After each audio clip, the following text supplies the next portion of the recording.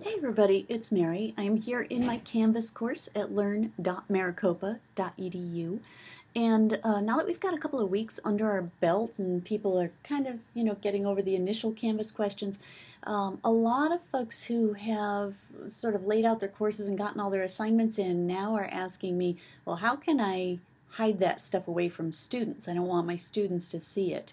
And what I have found is that the content is in here and I can't actually hide it, but I can make it inaccessible to students. So I could, on a particular assignment, lock the assignment up. If I have things arranged in modules, I can lock the module up, or I can use prerequisites and requirements so that the students have to have completed certain things before they can move on to other things. So let me show you each one of those quickly. The first one I mentioned is in a particular assignment, I can lock my assignment. So I've gone to my Monopoly assignment page. I'm going to edit this assignment. And in order to see the lock option, I need to click this blue link that says More Options. It's here right underneath the Rich Content Editor box. So More Options. As soon as I clicked on that, I see that under the due date, there's a locked until. So I can lock this assignment until the due date, and I can say I want it to be, 1 o'clock in the afternoon because my class ends at 12:30 p.m. Done, and now it's going to be locked until that particular due date. I can also, if I'm requiring submissions for this, I can lock it for submissions after a certain date so that you don't have students who are submitting after the due date and thinking, okay, I got it in, they're going to grade it. So that is one way that you can make an assignment unavailable. Just lock it down until the dates that you want.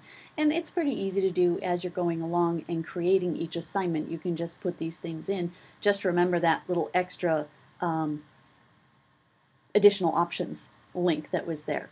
So that's one way to make information unavailable to students. Another one is if you are organizing your content by modules and not just as a whole list of assignments, you can lock a particular module so that students can't get at it. What they will see is the list of everything in the module, but it will be grayed out, and if they try to click on it, it just won't do anything. It won't go anywhere. To do that, I would go into, let me show you that, into the particular module. Off on the right hand side, there's a little pencil that says Edit Module Settings. Right under the title says Lock Module until a given date. Then I can go ahead again, select the date, maybe it's 1 in the afternoon, until the students are done with that particular class and I want them to be able to move on. Right? Then I can go ahead and lock my module until that date, and they will not be able to access the module until my specified time.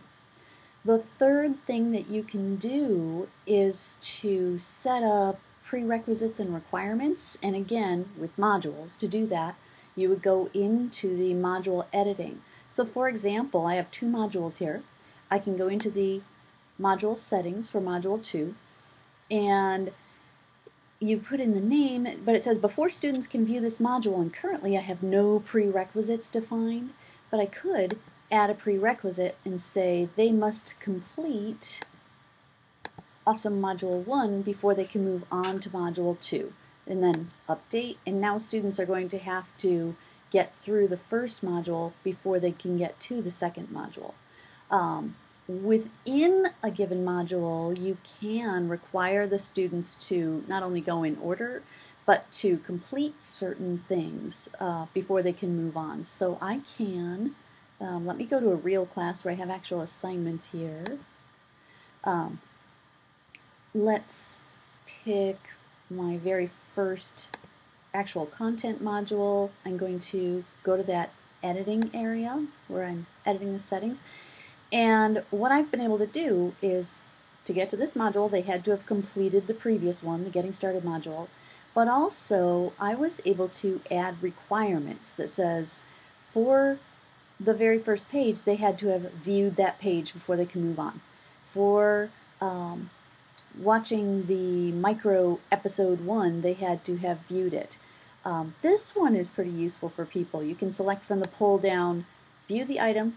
They could contribute to the page if it was a discussion or a wiki. Maybe you require them to submit an assignment before they can move on to anything else.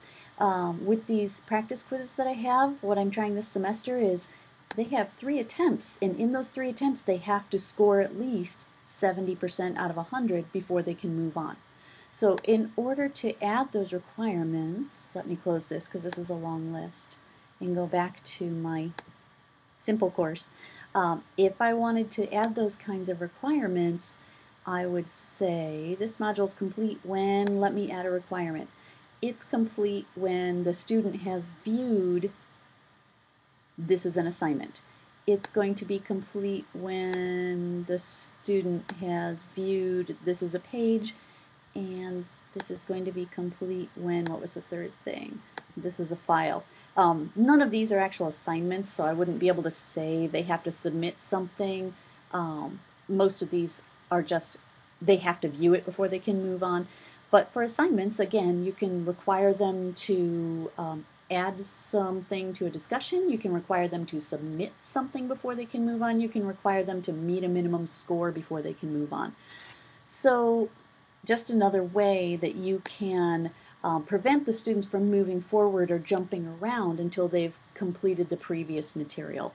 So you have to think about your course structure and what kind of content, and do you want the students to have the whole module blocked down if you're using modules, or just certain assignments, or but those are the 3 ways that I know of to hide upcoming information away from students.